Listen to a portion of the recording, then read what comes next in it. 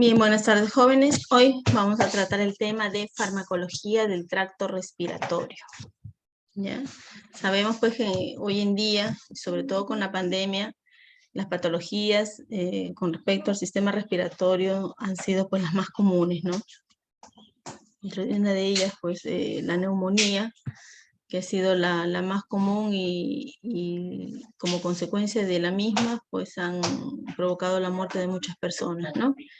Entonces, hay muchas patologías que se dan en este sistema respiratorio, en la parte superior y en la parte inferior, ¿no? En la parte superior del tracto respiratorio tenemos la cavidad nasal, faringe, laringe, ¿no? Ahí tenemos lo más común, ¿no? Un resfriado común, una gripe, una faringitis, una otitis, una rinitis, una sinusitis, ¿no? En el tracto respiratorio inferior, ahí hablamos de tráquea, bronquios, bronquiolos, pulmones, alveolos, ¿no? Ahí tenemos pues las bronquitis, enfermedades pulmonares obstructivas crónicas, la tuberculosis, la neumonía, ¿no? Las infecciones fúngicas, entre otros. La mayoría de estas patologías que se dan tanto en el tracto respiratorio superior como inferior son causadas pues por bacterias, virus, hongos, protozoos, ¿no? Entonces, estas causantes, si no se controlan con algunos antibióticos, pues pueden provocar antibióticos en el caso de las bacterias, ¿no? Antifúngicos para lo que son hongos, ¿no? Virus, pues que la mayoría de los virus como consecuencia dan algunas infecciones, ¿no? Entonces necesitan pues tomar algunos tipos de medicamentos, antibióticos entre ellos, ¿no? Y algunos broncodilatadores también, porque sabemos que cuando tenemos alguna de estas patologías sentimos como que si nos cerrara el pecho y nos faltara el aire, ¿no? Entonces, dentro de estos fármacos que se van a administrar, existen fármacos que van a modificar las secreciones ¿no? de que nosotros vamos a tratar de eliminarlas, ¿no? Estas secreciones son como son mocos, es una mucosidad que existe en nuestro cuerpo, va a existir siempre, pero en una mínima proporción, ¿no? Cuando nosotros tenemos una patología respiratoria, esta mucosidad se vuelve más espesa, dependiendo si hay alguna infección, eso nos lo va a demostrar en la coloración de las mismas, ¿no? Entonces, si es una mucosidad o una secreción blanquecina, pues no hablamos de una infección, ¿no? Puede ser una inflamación simplemente del sistema respiratorio. Cuando ya vemos que es amarilla o verdosa, ya hablamos de una infección, ¿no? A causa de una bacteria. Entonces, no solamente van a modificar las secreciones respiratorias, ¿no? Sino también van a modificar la motilidad bronquial. O sea, estos medicamentos lo que van a hacer es aumentar que estos bronquiolos se muevan o se contraigan mucho más rápido y puedan provocar una expectoración, ¿no? De estas secreciones. Entonces, ¿de qué fármaco estamos hablando? Por ejemplo, de los broncodilatadores, de los corticoides y de los estabilizadores de la membrana, ¿no? Son fármacos, son grupos farmacológicos que generalmente se van a administrar para alguna patología respiratoria. Muy aparte de los antibióticos, ¿no? Dentro de los broncodilatadores tenemos los agonistas beta-2 adrenérgicos, las metilxantinas, los agentes anticolinérgicos. Dentro de ellos tenemos el más común o el más usado, el bromuro de ipratropium. Luego también utilizamos los corticoides, que pueden ser sistémicos o locales, ¿no? Los sistémicos tenemos la hidrocortisona, betametasona, la prednisona, entre otros. Locales, el dipropionato de beclometasona, ¿no? Y los estabilizadores de la membrana tenemos el cromoglicato disódico y el ketotifeno.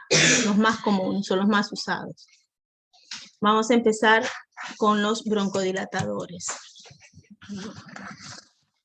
Entonces, cuando hablamos de los broncodilatadores, su mismo nombre lo dice, ¿no? Broncodilatadores, que van a dilatar los bronquios, ¿no? Son medicamentos que dilatan las vías respiratorias, ¿no? ¿Con qué finalidad?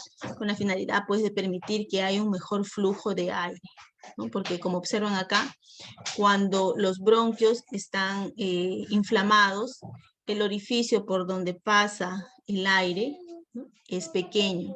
Entonces, por eso a veces cuando estamos expuestos demasiado de repente al frío o estamos con el cuerpo caliente y comemos algo un poquito más frío, sentimos que nos falta la respiración, ¿no? ¿Por qué? Porque los bronquios están inflamados y el orificio por donde pasa nuestro aire se pone muy angosto, ¿no? Entonces, cuando nosotros nos administramos un broncodilatador, ¿qué va a provocar? Que estos orificios sean más notorios, ¿no? Entonces, pueda pues haber un flujo de aire mucho mejor, ¿no? Entonces, ahí para eso nos tomamos nosotros o nos administramos los broncodilatadores. Entonces, ¿qué hacen estos broncodilatadores? Relajan el músculo que rodea las vías respiratorias, ¿no? Se utilizan generalmente en el caso de bronquitis o en asma. Ahí está. ¿Cuáles son estos medicamentos, estos broncodilatadores? Tenemos los agonistas de los receptores beta-2 adrenérgicos o simplemente les llaman agonistas beta-2 adrenérgicos, ¿no? Tenemos los anticolinérgicos y tenemos la teofilina. Ahora vamos a hablar de los agonistas beta-2 adrenérgicos. Se llaman así porque se unen y activan los receptores beta-2, porque actúan en los receptores beta-2, por eso es que son agonistas beta-2 adrenérgicos, ¿ya? Porque actúan en los receptores beta-2. También se les llama simpático-miméticos, ¿ya? Porque ustedes se acordarán, cuando han estudiado en anatomía, que nosotros tenemos en el sistema nervioso central, que se divide en sistema nervioso simpático y sistema nervioso parasimpático, ¿no? Entonces, en las dos van a actuar los receptores o de repente van a actuar de diferentes maneras, ¿no? Por ejemplo, en el simpático va a provocar que mis bronquios se dilaten. En el parasimpático que se contraiga, ¿no? Entonces, yo que tengo que tomar un medicamento, ¿qué es lo que quiero lograr cuando tengo algún problema respiratorio? Que me dilate o que lo contraiga. Obviamente que dilate, ¿no? Entonces, para eso yo voy a tomar medicamentos que sumen ese efecto, ¿no? Que se unan a estos receptores beta-2 adrenérgicos para que logren la dilatación de estos bronquios. Entonces, por eso se han elaborado estos medicamentos agonistas beta-2 adrenérgicos. Son los simpático-miméticos también llamados, ¿no? Y que obviamente se prescriben con mayor frecuencia. ¿Por qué? Porque son más selectivos. ¿Por qué son selectivos? Porque actúan en el receptor beta-2. Su actividad es vía oral. Generalmente se administran por vía oral. Y su acción es rápida, inmediatamente. La vía de administración es por inhalación. Permite conseguir el efecto local importante con una incidencia baja de los efectos adversos.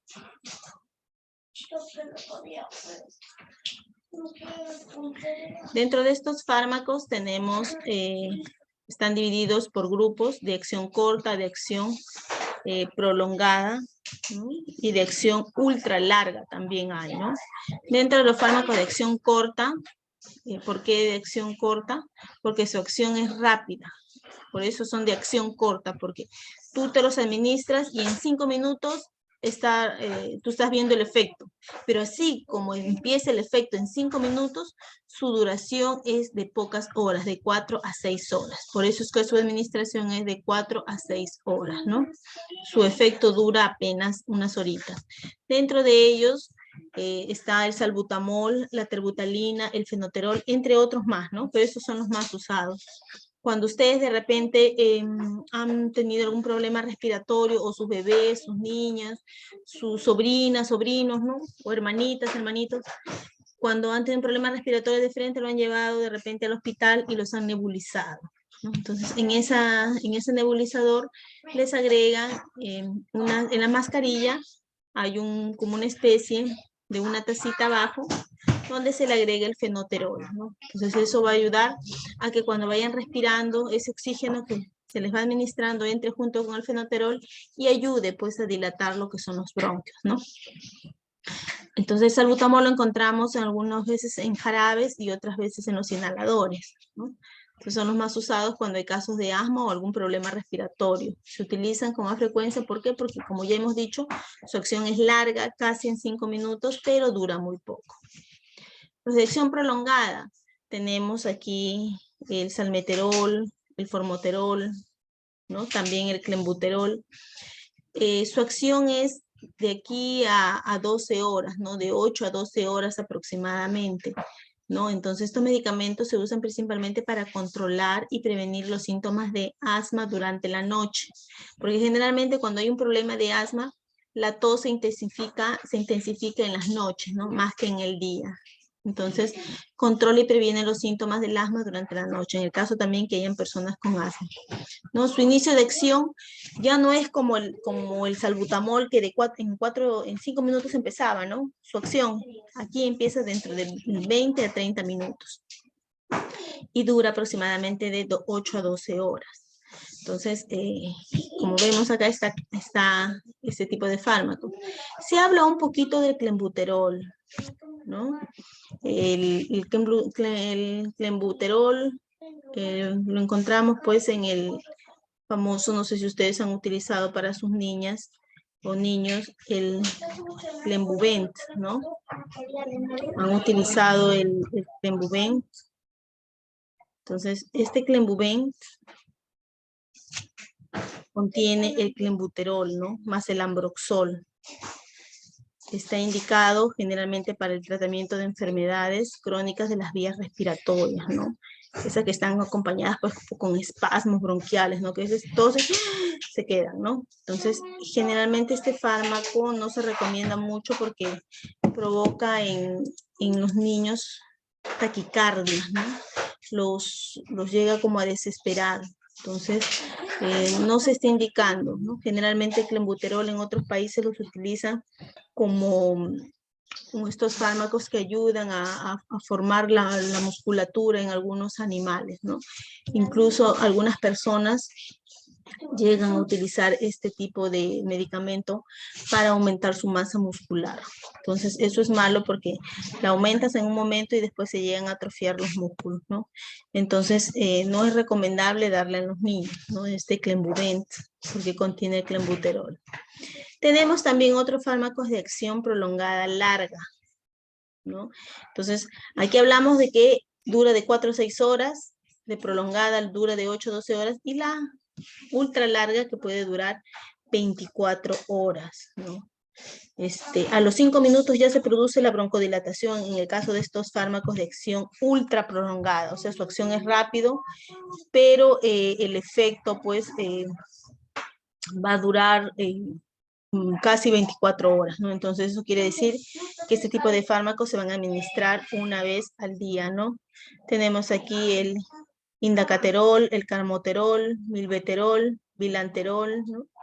Entonces, son aquí clasificados de acuerdo al tiempo de acción, ¿no? Corta, larga o prolongada y ultra larga o ultra prolongada. Entonces, vías de administración, inhalatoria, oral, parenteral, ¿no? Inhalatoria, el aerosol o nebulizador, que es la más utilizada cuando utilizamos el salbutamol, ¿no? Permite alcanzar elevadas concentraciones en las vías aéreas distales, menos efectos secundarios, inconveniente, mayores efectos secundarios, ¿no? En algunas personas, no en todas. Oral, sufren el efecto del primer paso, se absorben un 10%, mayores efectos adversos, ¿no? Claro, porque si ustedes administran un salbutamol vía inhalatoria y vía, ¿cómo se llama?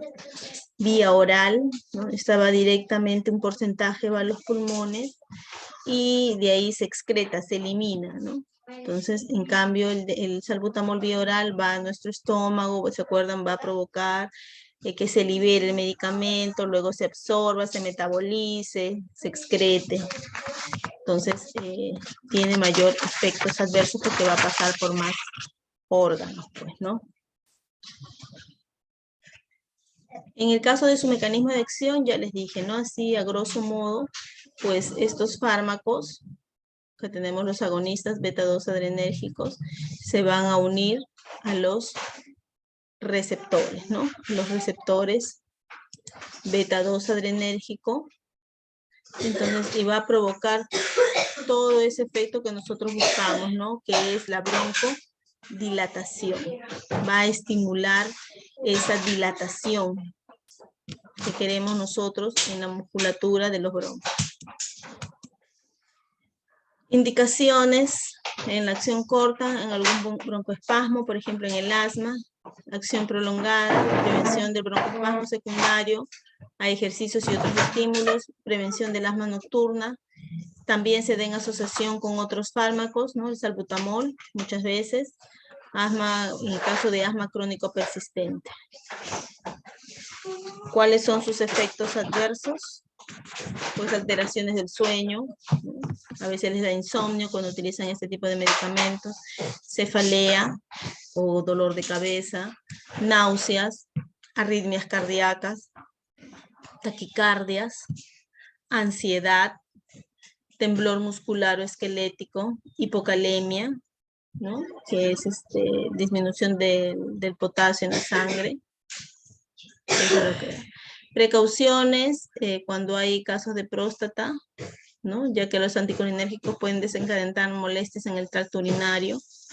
En el caso de glaucoma, ¿no? Puede provocar una pérdida, estimular o incrementar el daño, ¿no? O acelerar la enfermedad, puede provocar una pérdida total de la visión. Sabemos que en el caso de los glaucomas, pues no tiene cura, el glaucoma simplemente se controla, ¿no? Es un problema de la vista.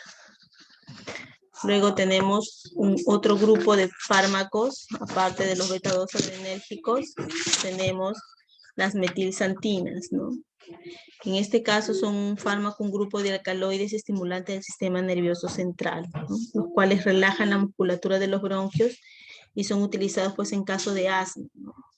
Las xantinas, que es el grupo de metilxantinas, van a provocar tolerancia, lo que requiere un aumento progresivo de la dosis. Entonces, estos, como dicen que son alcaloides estimulantes, vienen a ser un tipo de droga, ¿no? Actúan en el sistema nervioso central, sí. Entonces, sabemos que todo tipo de drogas no actúan en un lugar específico como los simpaticomiméticos, ¿no? Que actúan en los receptores beta-2, ¿no? Tienen un lugar donde van a accionar, van a actuar. En cambio, los alcaloides pues, son totalmente diferentes, van a actuar sobre el sistema nervioso central, ¿no? Al actuar sobre el sistema nervioso central va a provocar que la musculatura de los bronquios pues, se relaje. Y hay que tener precaución porque puede provocar tolerancia. Quiere decir que solamente un cierto tiempo me va a tolerar, por ejemplo, una cucharadita, ¿no? En el caso que lo tome, o ahí que hay pastillitas, una pastillita. Al mes siguiente y esa pastillita no me va a hacer efecto, sino voy a querer pastillita y media. Ahí recién voy a sentir el efecto. Entonces va a pasar otro mes y ya esa pastillita y media no, porque ya toleró, ya quiere más, ¿no? Ya con esa cantidad o esa concentración no va a ser un efecto. Quieres más, ya no van a ser 1,5, van a ser 2. Entonces tiene ese problema, ¿no? Provocan tolerancia, lo que esto va a provocar que vayan a aumentar progresivamente la dosis, ¿no? Dentro de estos fármacos tenemos la teofilina, la aminofilina, la oxtrefilina, ¿no? La más conocida es la teofilina. Se administra por vía oral, su absorción es muy buena a nivel de tracto gastrointestinal, biodisponibilidad 96%, quiere decir que en el hígado se metaboliza un pequeñísimo porcentaje, ¿no? Por eso se acuerdan que cuando hablábamos de las pérdidas del fármaco en el hígado, ¿no? Por efecto del primer paso, los porcentajes que se perdían de medicamentos eran muy variables dependiendo del tipo de fármaco, ¿no? Su metabolismo es a nivel hepático, se unen a proteínas que hacen un 60 o un 80%, pero la fracción ligada disminuye hasta cerca del 40% en recién nacidos, ¿no? Su eliminación es 10% renal, esa es en la teofilina, en la aminofilina. Es útil en caso de ataque agudo de asma, se administra vía oral y vía endovenosa, ¿no? Los alimentos pueden disminuir la velocidad, no el grado de absorción, claro. O sea, si se administran este medicamento, la aminofilina, habiendo ya de repente almorzado, entonces no quiere decir que no va a hacer el efecto, sí lo va a hacer, pero si antes lo hacía en 1 hora, por ejemplo, ¿no? Entonces como ya lo han administrado con el alimento, puede demorar 2 horas o 2 horas y media, ¿no? Su metabolismo también es a nivel hepático y se excreta el 90% por vía renal y en recién nacidos prematuros hasta un 50%. ¿Cuáles son sus efectos adversos? Pues ya sabemos, ¿no? Taquicardias, arritmias, ¿no? Aumentan la frecuencia cardíaca, provocan vasodilatación en la mayoría de órganos, ¿no? Excepto en los vasos cerebrales, lo que explica la utilidad de la cafeína en caso de migraña, ¿no? El aumento de la secreción de ácido clorhídrico y pepsina, ¿no? Entonces, esto quiere decir que hay aumento de la secreción de ácido clorhídrico y pepsina, quiere decir que nos puede provocar una gastritis. Entonces va a segregar más ácido clorhídrico. Entonces hay que tener cuidado cuando nos administramos también este tipo de fármacos, ¿no? Porque imagínense, si nosotros lo asociamos con la administración de un ibuprofeno, un naproxeno o un metamizol, pues puede agravar puede provocar una hiperacidez, ¿no? Una secreción excesiva de ácido clorhídrico y puede dañar las paredes de nuestro estómago provocándonos pues una gastritis. También enfermedades pulmonares obstructivas crónicas, ¿no? Están indicadas. Luego vemos el bromuro de ipratropio, que es un medicamento derivado de la atropina y administrado por vía de inhalación como broncodilatador, ¿no? Se usa generalmente para reducir síntomas de asma y de enfermedades pulmonares obstructivas. Su farmacocinética en su absorción biinhalatoria, ¿no? Generalmente, su vida media 2 horas, su metabolismo en el hígado, distribución, se distribuye en todos los compartimentos corporales, cruzan la barrera placentaria y pasan a la leche materna, ¿no? Entonces, hay que tener mucho cuidado cuando se está gestando o se está dando de lactar de poder administrar este tipo de fármacos, dependiendo si el médico ve que puede tolerarse o la administración va a ser por poco tiempo, lo puede administrar, ¿no? Sabemos que los medicamentos administrados por poco tiempo, hablamos de 3 días, ¿no? 4 días o 2 días, dependiendo de la necesidad. Entonces no va a causar tanto daño que cuando lo administramos por 15 días o un mes, ¿no? Cuando se está gestando o se está dando de lactar. Se distribuye y a la eliminación por vía fecal, 90%. ¿Cuál es el mecanismo de acción? Actúa bloqueando los receptores muscarínicos en el pulmón, ¿no? Y esto inhibe la broncoconstricción, quiere decir que provoca la dilatación, ¿no? Y también no solamente provoca una broncodilatación, sino también secreción del moco por las vías respiratorias, ¿no?